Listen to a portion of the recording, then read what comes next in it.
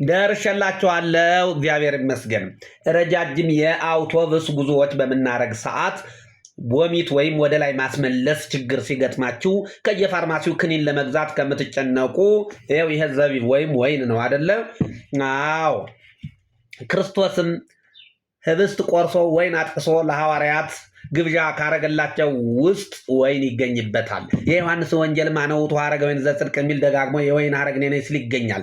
ሲራክም 34:26 ላይ ለዘይሰቲ ወይነ ምንቱ ውእቱ ሕይወቱ ሲራክ ቤት መጥፍሲተ ልብ ውእቱ ሲል ይገኛል። ሌላ አንድምታና ይዘት ቢኖረውም ሁሉ መልካም በሆነው ነገር ሁሉ ክርስቶስም ይመሰላል ብያችሁ ነበረ። እኔ እባብ ነኝ፣ እኔ አውሬ ነኝ፣ እኔ ተኩላ ነኝ ሲል አታገኙትም። እኔ የወይን ሐረግ ነኝ። እመቤታችንን አንቲ ውእቱ ዕፀ ሕይወት ወዕፀ መድኃኒት የህይወት እንጨት አንቺ ነሽ እያሉ ነው እና አባ ኤፍሬም እና አባ ሕርያቆስ የመሰሏል።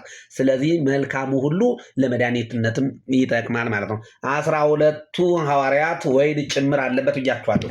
አሁን እዚህ የምነግራችሁ 12 ቁጥር ብቻ ነው የምትጠቀሙ። መዝሙር ምዕራፍ 118 መዝሙር 118 ከቁጥር 9 ላይ ወይም አሌፋት ብለን የምንጠራው ላይ ነው። 12 ቁጥር ብቻ ነው የምትጸልዩ። ጤት ብሂል ጠቢብ እግዚአብሔር ማለት ጤት ማለት እግዚአብሔር ጥበበኛ ነው ማለት ነው። ጥበበኛ ስለሆነ ይህን መድኃኒት ገለጸልን። ምንድን ነው የምናደርገው? ይችን ጸልየን 7 ጊዜ በ7 ዘቢቦች እፍ ብለን መመገብ ነው።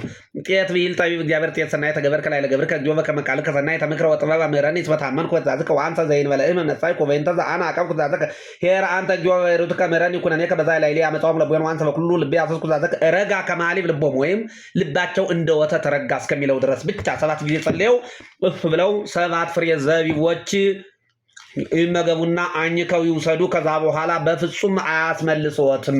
እንደዚህ እያረጉ ጉዞዎትን ይቀጥሉ። አመሰግናለሁ።